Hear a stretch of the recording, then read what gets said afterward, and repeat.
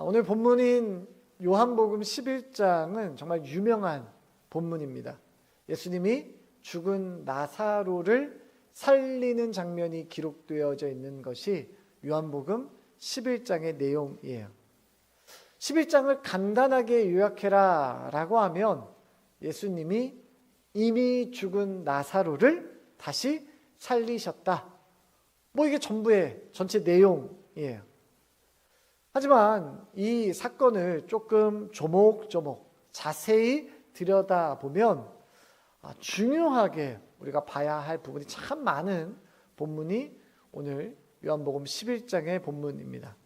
아마 이 본문을 여러분 많이 설교를 들으셨을 텐데요. 오늘은 조금 본문을 다른 각도에서 함께 보고자 합니다. 오늘 시간을 통해서 하나님께서 말씀 안에 우리에게 주시는 더 큰 은혜를 받는 여러분 되시기를 바랍니다. 요즘 제가 일부러 눈길을 좀 안 주고 있는 곳이 있어요. 눈길을 좀 일부러 안 주고 있는 곳. 거기가 어디냐? 바로 이 교계 뉴스에 눈길을 요즘 잘 안 주려고 합니다. 이유는 요즘 교계 뉴스를 보면 저뿐만 아니라 이 교회 성도님들에게도 위로가 되는 뉴스보다는 좀 낙심하게 하는 뉴스가 참 많이 나와요. 게다가 요즘 교계 안에 있는 여러 뉴스들은 그냥 우리 기독교인 안에서만 이야기되는 말이 아니라 믿지 않는 분들 입에서도 오르락 내리락 하는 내용들이 참 많이 나옵니다. 그러다 보니까 교회를 다니지 않는, 예수를 믿지 않는 분들이 혹여나 정말 교회가 저런가? 정말 목사가 저런가? 교회가 참 세상보다 더하면 더하지 덜하지 않네? 혹시나 이렇게 말씀하실까 봐 저는 좀 걱정이 됩니다. 이 걱정이 되다 보니까 조금 이 주눅이 든다고 해야 될까요? 좀 주눅 든다라고 해야 될까요? 어디 사람 많이 모여 있는데 가면 혹여나 우리 성도님이, 저희 교회 성도님이 거기 계셔서 저를 보고 반가운 마음에 목사님 이렇게 하면 주변 사람들이 저를 이상하게 쳐다볼까 봐 제가 눈치 아닌 눈치가 좀 보이기도 합니다. 자, 여러분은 어떠십니까? 여러분은 어떠세요? 여러분, 우리가 신앙생활하는 것이 과거만큼, 예전만큼 그렇게 우리에게 호의적이지 않습니다. 예수를 믿는 그 믿음이 우리에게 늘 선한 것으로 다가오지 않더라고요. 어쩌면 요즘은 부정적인 시각으로 보이는 부분들이 상당히 많은 것도 사실입니다. 이런 상황에 어떤 목사님들은 이렇게 평가를 하셨어요. 한국 교회가 병들었다라는, 한국 교회가 병들었다. 그만큼 상황이 절망적이다라는 뜻이겠죠. 자, 저는 그런 평가에 대해서 어느 정도는 긍정하는 부분도 있지만 전적으로 그렇다라고 생각하지는 않습니다. 제가 종종 신앙의 멘토처럼 여기고 있는 정필도 목사님 이야기를 제가 종종 강단에서 할 때가 있는데요. 정필도 목사님은 부교육자들이 설교를 할 때 정말 집중해서 들으세요. 집중해서. 부교육자가 설교해도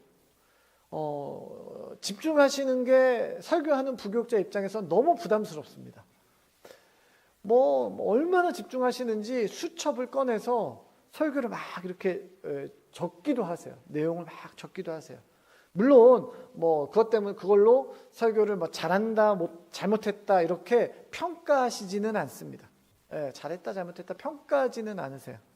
자, 그런데 한 가지 절대로 해서는 안 되는 단어가 있어요. 설교 시간에 절대 해서는 안 되는 단어. 그 단어를 말하면 혼납니다. 절대 해서는 안 되는 단어. 어떤 단어냐? 바로 한국교회는 이라는 단어예요. 한국교회가 이렇다 저렇다, 이게 문제다 저게 문제다, 이런 표현을 쓰면 혼났습니다. 자, 이유가 뭐냐? 이유가 뭐냐? 전필도 목사님이 그러셨어요. 이유가 뭐냐? 한국 교회는 됐고 너나 똑바로 해라는 거예요. 너나. 설교할 때 한국 교회가 이렇다 저렇다 설교자 그런 얘기 하지 말고 목사인 너가 말씀으로 어떻게 살았는지 돌아보고 너가 준비한 말씀대로 살고 있는지 그리고 어떻게 오늘날의 성도가 살아야 될지를 설교해라는 거예요.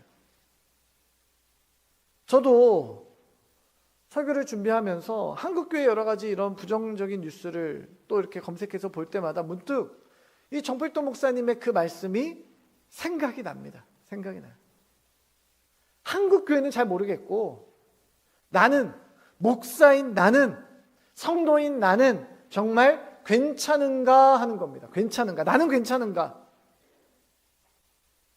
속에는 병들었는데 이미 나 병들었는데 병들어 있는지조차 알지 못하고 겉은 멀쩡하게 괜찮게 살아가고 있는 것은 아닌가? 여러분 오늘 이 시대를 살아가고 있는 모든 성도들이 다시 한번 돌아봐야 할 바로 그 질문이에요. 나는 괜찮은가? 한국교회, 어떤 교회, 어떤 목회자, 여러분 이것이 아니라 나는 괜찮은가요? 나는. 내 신앙은 괜찮은가? 나는 병들지 않았는가? 여러분 이 질문은 목회자인 저를 포함해서 여기 앉아있는 모든 성도들이 정직하게 하나님 앞에서 점검해야 봐야 할 질문입니다. 여러분 저에게 점검받을 필요는 없어요. 왜요? 저는 모릅니다. 저는 몰라요. 하나님 아세요. 때문에 하나님 앞에서 점검받아야죠. 내가 하나님과 인격적인 관계를 누리고 있는가? 내가 정말 하나님과 소통하는 관계를 누리고 있는가? 내가 일주일에 한 번씩 드리는 이 예배는 내가 빠지지 않고 지각도 안 하고 정말 집중해서 잘 드리고 있는데 종교 예식은 아닌가? 하나님과 소통이 있는가? 하나님과 소통하고 있는가? 나는 성경에서 말씀하고 있는 것처럼 하나님을 정말 뜨겁게 사랑하고 나의 이웃을 정말 그렇게 사랑하고 있는가? 점검해야 됩니다. 나는 이웃을, 가족을, 우리 교우를 진심 사랑하고 있는가? 여러분, 성경은 이렇게 삥 돌려서 말하지 않습니다. 이렇게 삥 돌려서 애둘러서 이렇게 말하지 않아요. 성경은 아주 간단하고 명료하게 우리에게 이야기합니다. 마태복음 5장 23절과 24절인데요. 우리 같이 읽도록 하겠습니다. 시작. 그러므로 예물을 제단에 드리려다가 거기서 내 형제에게 원망 들을 만한 일이 있는 것이 생각나거든 예물을 제단 앞에 두고 먼저 가서 형제와 화목하고 그 후에 와서 예물을 드리라.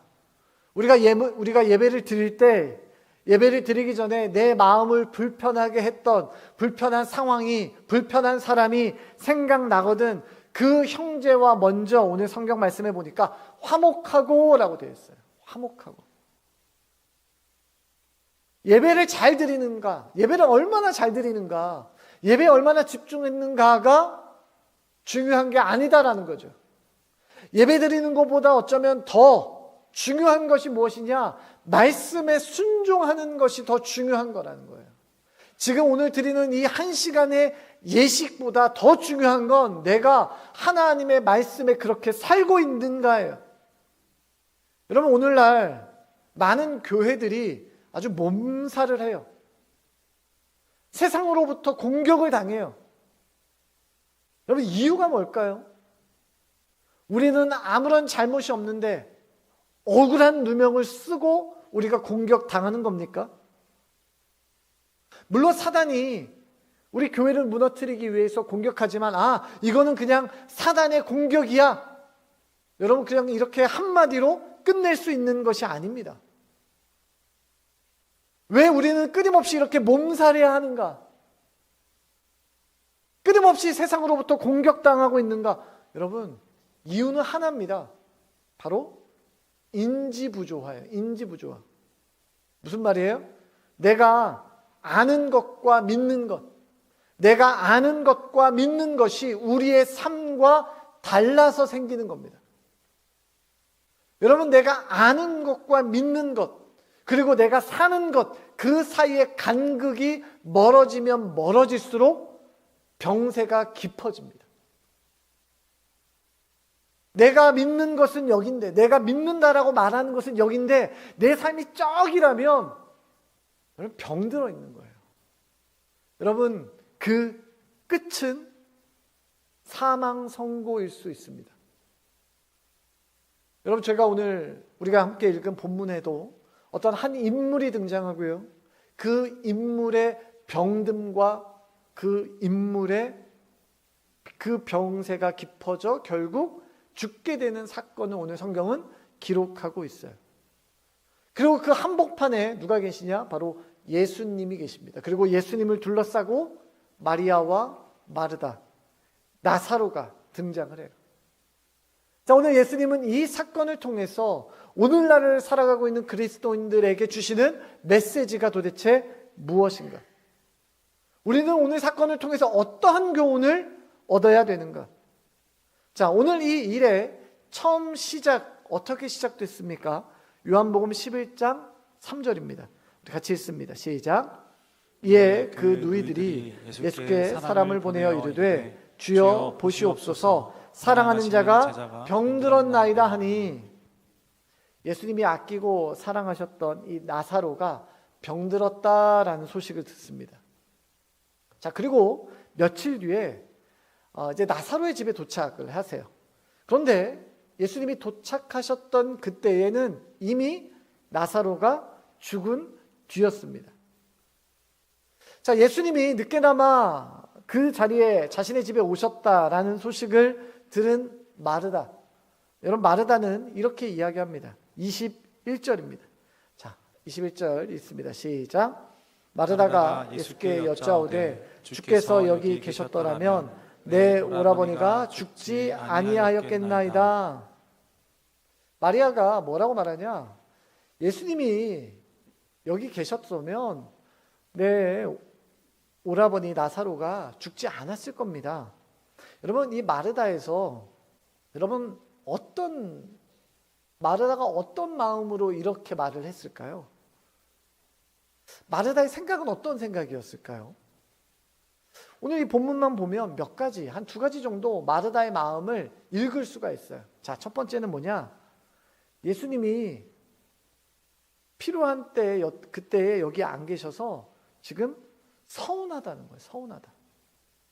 아니, 예수님 좀 빨리 오시지.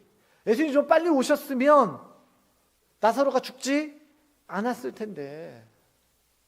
분명히 우리가 사람을 보내서 지금 나사로가 몸이 안 좋다, 예수님이 좀 빨리 오셨으면 좋겠다라고 인편에, 사람 편에 소식을 전했으면, 예수님 그때 바로 그냥 달려오셨으면 나사로가 안 죽었을 텐데, 예수님 며칠이나 더 늦게 오시고, 예수님 좀 서운합니다.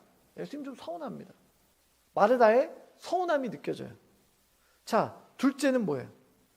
둘째, 마르다 이렇게 표현해요. 주께서 여기 계셨더라면 내 오라버니가 죽지 아니하였겠나이다. 이 표현을 통해서 느껴지는 감정이 뭐예요? 예수님 빨리 오셨으면 됐을 텐데 예수님 늦으셔서 이제 끝났습니다. 소망이 없습니다. 소망이 없습니다. 나사로가 아프기는 했어도 그래도 예수님 숨 붙어 있을 때 오셨어야죠. 숨이라도 붙어 있을 때 오셨어야 뭐 역사가 일어날 텐데 지금 끝났습니다. 지금 안 됩니다. 여러분, 이 똑같은 말을 마르다도 해요. 자, 32절입니다. 자, 32절 같이 읽습니다. 시작. 마리아가 예수 계신 곳에 가서 배웠고 그 발 아래 엎드려 이르되 주께서 여기 계셨더라면 내 오라버니가 죽지 아니하였겠나이다 하더라. 여러분, 마리아와 마르다 이 두 사람은 지금 앞으로 무슨 일이 일어날지를 알지 못해요. 우리는 알죠. 아, 예수님이 나사로를 다시 일으켜 세울 거야. 우리는 알지만 마리아와 마르다는 앞으로 일어날 일이 무슨 일인지 알지를 못해요. 그러니까 두 자매는 지금 답답한 거예요. 사랑하는 사람을 먼저 떠나보냈죠. 예수님이 좀 오셨으면 이 일을 만나지 않아도 됐을 텐데 하는 답답한 마음과 서운한 마음들이 있었어요. 자, 그런데 이 마리아와 마르다가 지금 이 얘기를 누구에게 이야기하고 있냐? 예수님께 이야기하고 있는 거예요. 여러분, 오늘 우리가 주목해야 될 부분이 바로 이 부분이에요. 마리아와 마르다, 이 자매는 예수님을 향한 서운한 마음, 그리고 지금 일어난 우리 가정에 일어난 안타까운 일, 그리고 마음의 상처와 눈물을 가지고 지금 누구에게 갔습니까? 예수님께 가지고 갔다라는 거예요. 마르다와 마르다는 숨기지 않았어요. 괜찮은 척하지 않았어요. 예수님 괜찮습니다. 저는 믿음으로 이겨낼 수 있습니다. 이렇게 말한 게 아니에요. 내 속에 있는 부정적인 것들, 부정적인 생각과 마음을 가지고 예수님께 가지고 갔어요. 그리고 그대로 예수님께 이야기했습니다. 왜요? 자신들의 상황을, 자신들의 마음을 이해해 줄 수 있는 유일한 분이 바로 예수님이셨기 때문에 그래요. 여러분, 우리가 신앙생활을 하다 보면 답답한 순간들이 있어요. 하나님, 도대체 왜 이런 일이 내게 생깁니까? 왜 이런 일이 펼쳐집니까? 왜 이런 어려움을 내가 당해야 됩니까? 여러분, 이런 순간들이 있죠. 여러분, 이때 이 모든 부정적인 생각들, 부정적인 감정들, 부정적인 상황들, 때로는 내 안에 있는 불평과 불만들을 가지고 하나님께 나아가는 것.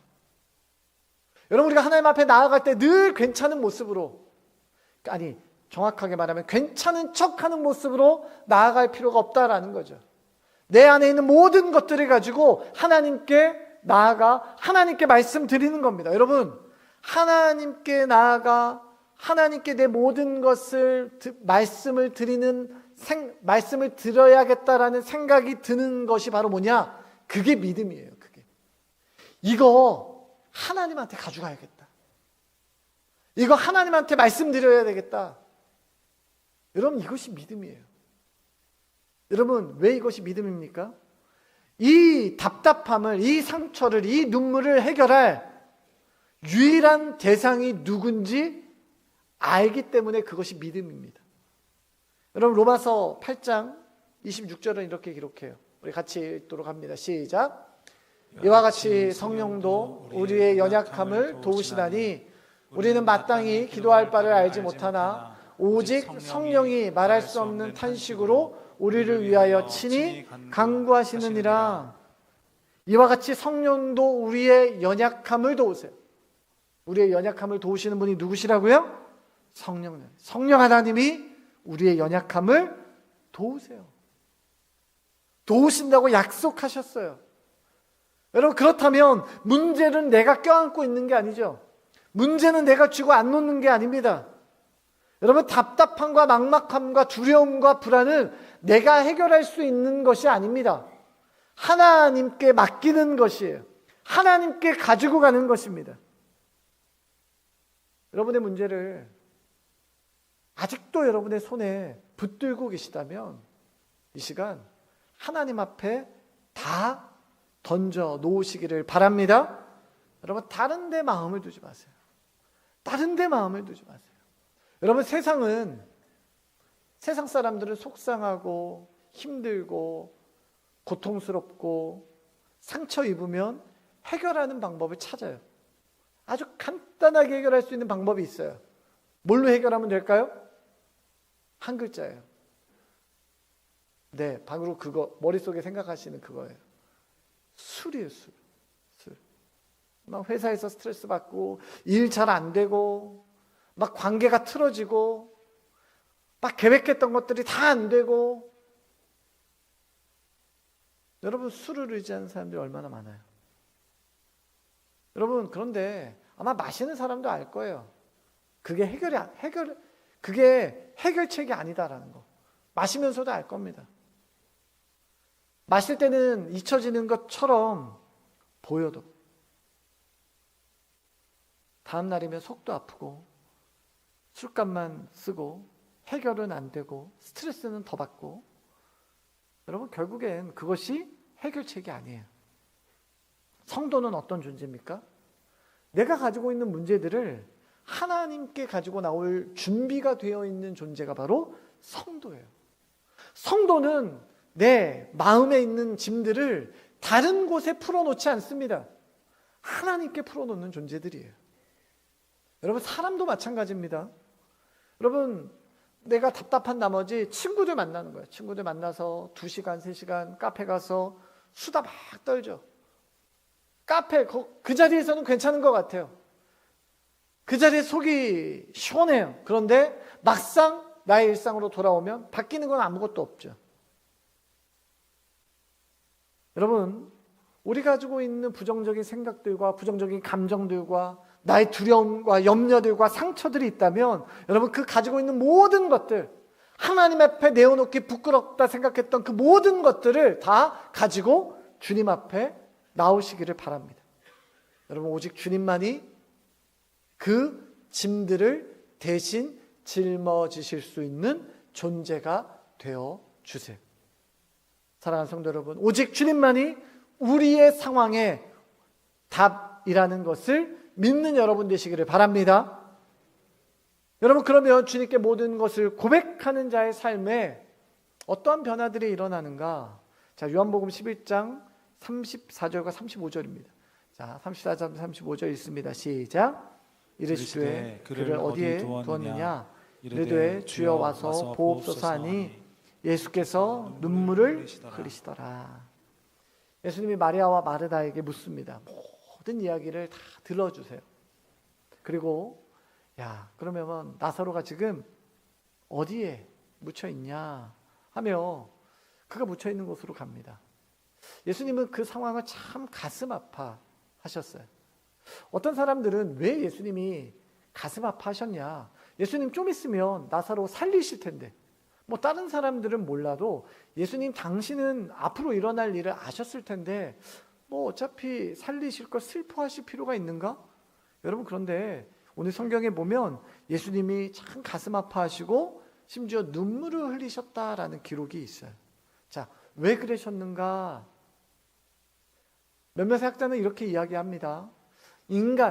인간이라는 존재 자체가 죽음을 뛰어넘을 수 없는, 이 죽음이 가지고 있는 이 고통과 아픔에 대해서 예수님은 가슴 아파하신 것이다 라고 말씀하는 학자들도 있고요. 또 예수님은 왜 눈물을 흘리셨는가? 예수님은 인간의 몸으로 이 땅에 오셨습니다. 완전한 인간으로. 때문에 우리 인간이 가지고 있는 상실과 헤어짐의 아픔에 예수님은 눈물을 흘리신 것이다 라고 말하는 학자들도 있어요. 자, 저는 모든 답이 정답이다 라고 생각이 듭니다.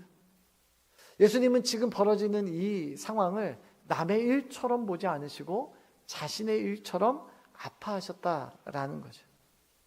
자, 그러나 지금 이 상황이 모든 사람들의 눈에 봤을 때 뭐 어찌할 수 없는 상황인 것처럼 보여요.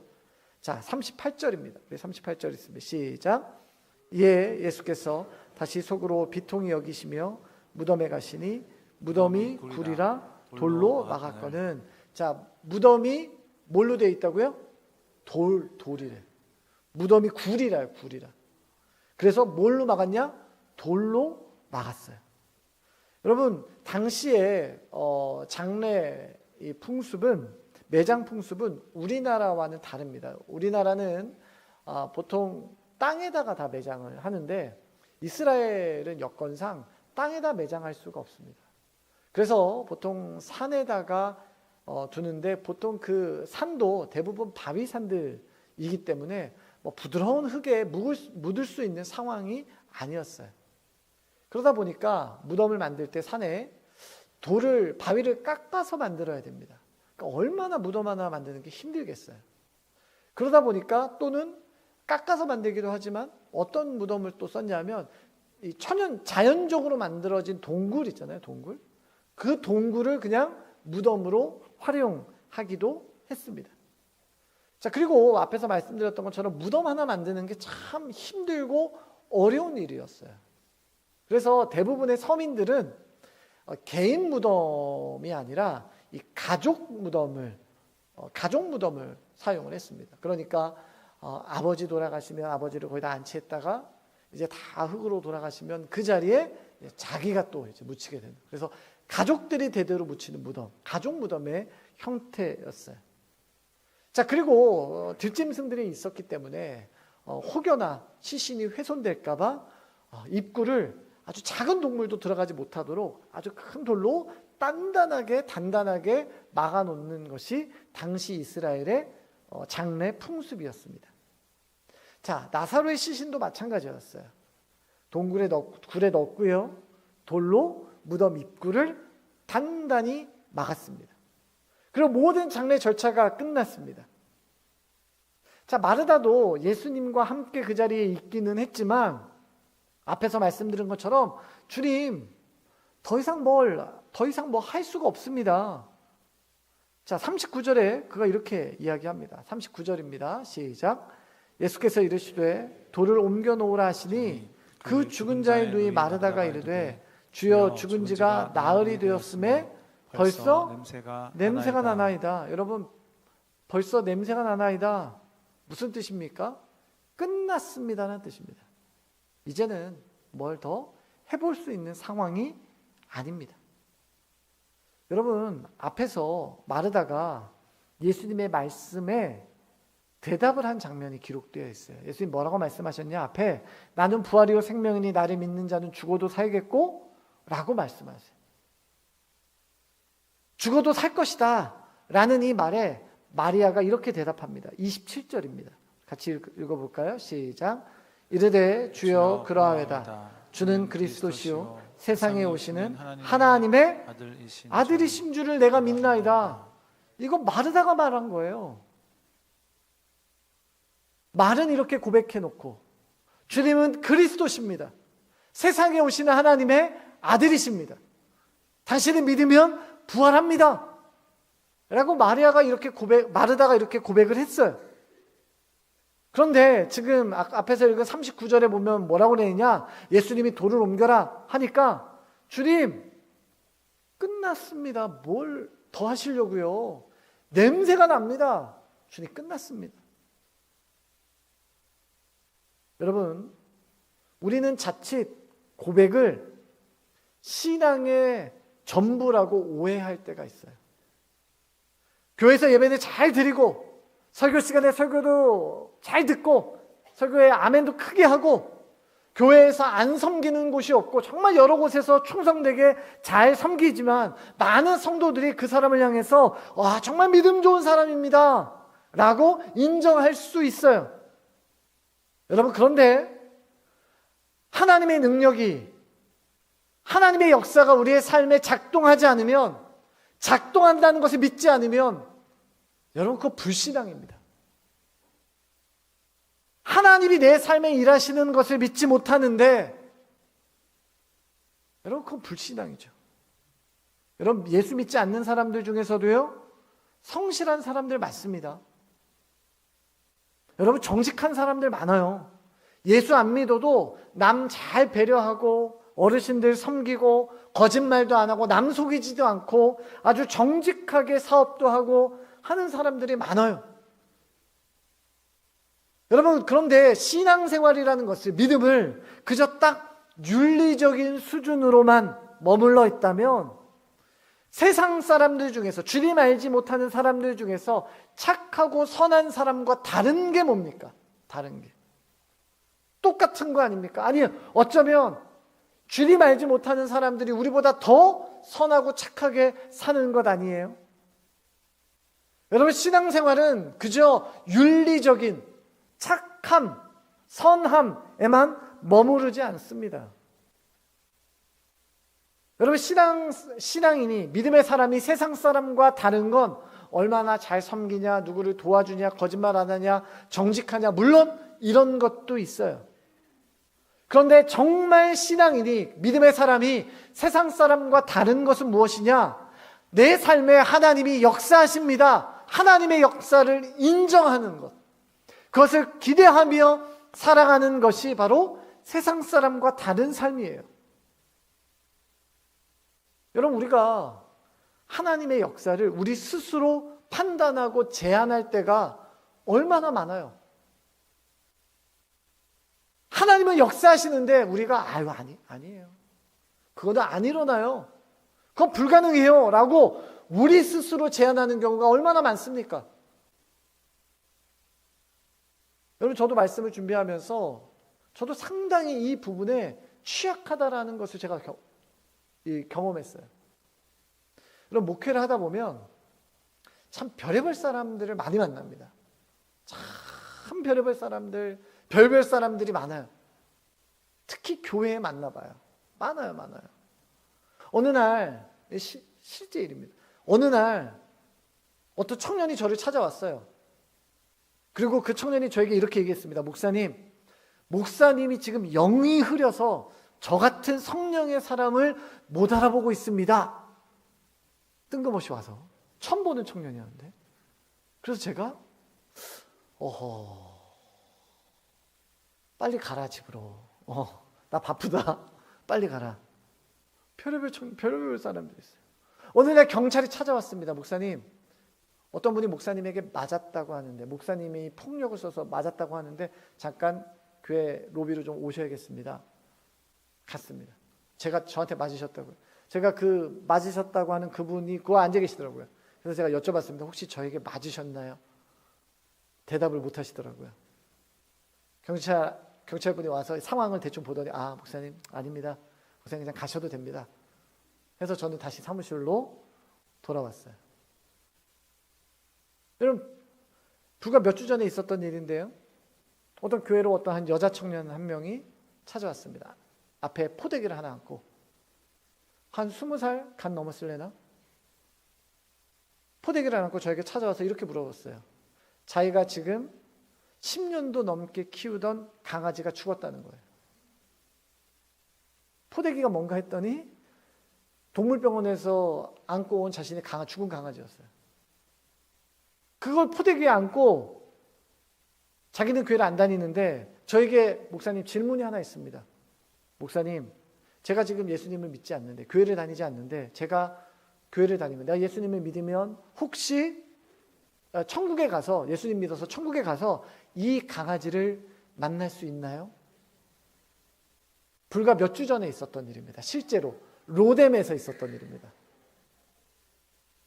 저는 이 일을 우리 그 신학교 교수님들한테 그런 일이 있을지도 모른다고 제가 수업 시간에 들어는 봤어도 제가 실제로 만난 건 처음입니다. 여러분, 별의별 사람들이 많더라고요. 별의별 사람들. 교회 안에서 소위 믿음이 좋다, 신실하다 하시는 분들도 많고요. 희한하다 하는 사람들 많이 만나요. 그런데 제 안에 종종 어떤 생각이 드는 경우들이 있냐면, 제게도 하나님 안 됩니다. 끝났습니다 라는 생각이 들 때가 있더라는 거예요. 하나님, 저 사람 안 됩니다. 저 사람 제가 훈련도 시키고 양육도 시키고 권면도 하고 잘 알아듣게 타일러도 하고 교육도 하고 했는데, 제가 애써 봤는데 하나님 안 됩니다. 저 사람 안 됩니다. 하나님, 저 사람 제가 설교 시간에도 잘 권면하고 따로 만나가지고 권면하고 술도 끊으라 그러고 담배도 끊으라 그러고 예배 시간에도 잘 지각하지 말고 나오라 그러고, 그렇게 내가 애를 쓰고 헌신했는데도 저 사람 변화되지가 않네요. 안 됩니다. 하나님, 저 사람 안 됩니다. 하나님, 지금 갈등이 풀어지지가 않습니다. 이게 풀어지지가 않습니다. 하나님, 이거 안 됩니다. 불가능합니다. 여러분, 저는 강단에서 이렇게 얘기하잖아요. 여러분, 복음이 능력입니다 라고 얘기하잖아요. 제가 하나님 지금도 일하십니다. 하나님 역사하십니다. 하나님 지금도 저와 여러분의 삶 속에서 하나님이 일을 하십니다라고 저는 설교를 하는 존재임에도 불구하고, 하나는 사람임에도 불구하고 제가 말은 잘하는데 제 안에 실제로 하나님의 역사에 대한 믿음이 없는 거더라고요. 불신앙이더라고요. 하나님 안 됩니다. 여러분 어떠십니까? 여러분은 어떠세요? 혹시 여러분 마음 가운데 하나님, 제가 10년 해봤는데, 아니 20년 30년 해봤는데 안 됩니다. 그 사람 예수 안 믿습니다. 여러분 이렇게 벌써 하나님 앞에 포기하고 계시진 않습니까? 하나님 제가 노력해봤는데, 제가 그거 노력해봤는데 하나님 안 됩니다. 이게 끊어지지가 않습니다. 안 됩니다. 여러분 이렇게 지레 포기하고 계시진 않아요? 여러분 예수님 우리에게 큰 것을 요구하지 않습니다. 요한복음 11장 40절입니다. 같이 읽습니다. 시작. 예수께서 이르시되 내 말이 내가 믿으면 하나님의 영광을 보리라 하지 아니하였느냐 하시니. 여러분 하나님의 영광을 위해서 우리가 해야 되는 것이 뭐예요? 여러분 하나님의 영광을 위해서 내가 하나님을 기대하는 거예요. 하나님의 영광을 위해서 하나님이 하실 일을 기대하는 거예요. 여러분 단순히 믿고 끝입니까? 나는 믿어. 여러분 놀랍게도 성경은 믿음으로 끝내질 않더라고요. 믿음으로 끝내질 않더라고요. 믿음이 아니라 그 다음이 있어요. 자, 오늘 요한복음 10장 40절에 보면 예수께서 이르시되 내 말이 내가 믿으면 하나님의 영광을 보리라 하지 아니하였느냐 하시니. 여러분 그 다음 41절 첫 문장이 뭔지 아세요? 41절 첫 문장 바로 돌을 옮겨 놓으니에요. 41절 처음이 돌을 옮겨 놓으니 이렇게 시작을 합니다. 나는 잘 납득이 안 돼요. 나는 이해가 안 돼요. 나는 할 수 없어요. 그런데 하나님의 역사를 믿을 때 나타나는 행동이 뭐냐? 돌을 옮겨 놓는 거예요. 우리가 해야 될 건 뭐냐? 돌은 옮겨 놓을 수 있어요. 여러분 오늘 하나님이 여러분에게 우리에게 생명 살려놔라, 죽은 사람 살려라 이렇게 말씀하시는 게 아니에요. 예수님이 야 돌을 옮겨 놓으라 그리고 너네들이 살려라 이렇게 말씀하지 않으세요. 예수님이 하시는 건 뭐예요? 나사로는 내가 살릴 테니까, 나사로는 내가 살릴 테니까 너는 돌을 좀 치워라. 여러분 생명을 살리는 일을 하나님이 하시는 거지만 그것을 위해서 돌을 치우는 건 우리의 역할이에요. 여러분 하나님이 우리에게 요구하시는 건 뭐예요? 믿음으로 우리가 할 수 있는 것들을 해 나가는 거죠. 여러분 제가 설교를 시작할 때 오늘날의 한국 교회가 가지고 있는 여러 가지 아픔과 갈등과 그러한 분쟁들을, 부끄러운 모습들을 처음에 말씀을 드렸어요. 여러분 이거 어떻게 해결할 수 있을까요? 우리의 삶에 일어나는 갈등들을 어떻게 해결할 수 있을까요? 여러분 근본적인 것을 우리가 해결할 수 있죠. 여러분 근본적인 것을 해결하시는 분은 우리 하나님이세요. 그것을 선하게 바꾸시는 능력은 하나님이세요. 그리고 하나님은 그 일을 통해 하나님 영광 받으시기를 원하세요. 그렇다면 하나님이 우리를 부르셨다면 우리에게 원하시는 것은 무엇이냐? 하나님의 영광이 드러날 수 있도록 우리가 그 안에 순종함으로 참여하기를 원하시는 거죠. 저와 여러분이 순종함으로 참여하기를 원하시는 거예요. 사랑하는 성도 여러분, 우리의 삶에서 거룩한 역사를 이루시는 그 하나님이 나와 함께 계시다라는 것을 여러분 믿으시기를 바랍니다. 또한 더 나아가 내가 그 하나님께 순종함으로 내 삶 가운데 하나님의 영광을 기대하며 순종할 때에 하나님의 그 크고 위대한 일들을 저와 여러분의 삶 속에서 경험하는 그러한 은혜를 받아 누리는 여러분 되시기를 주님의 이름으로 축원합니다. 이 시간 우리 말씀 기억하며 우리 같이 찬양합시다.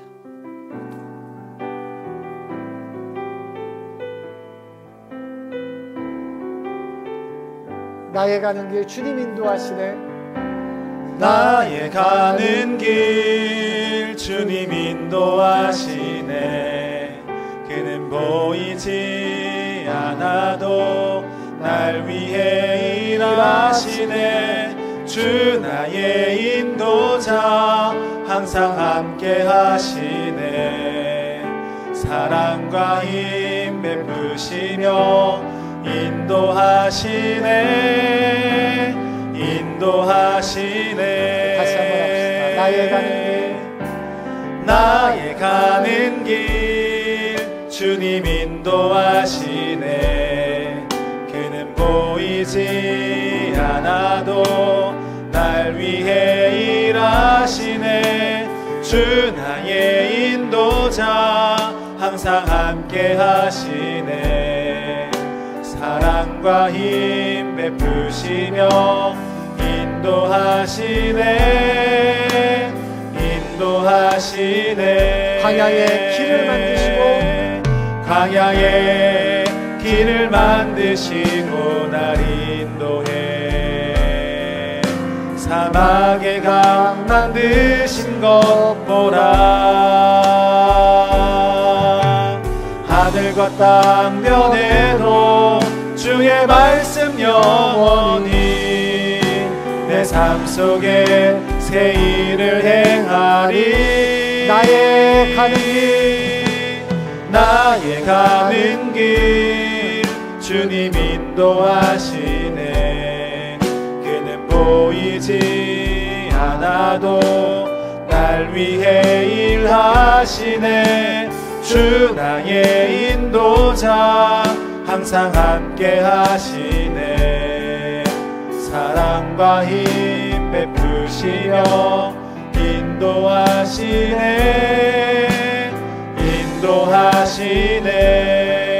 인도하시네.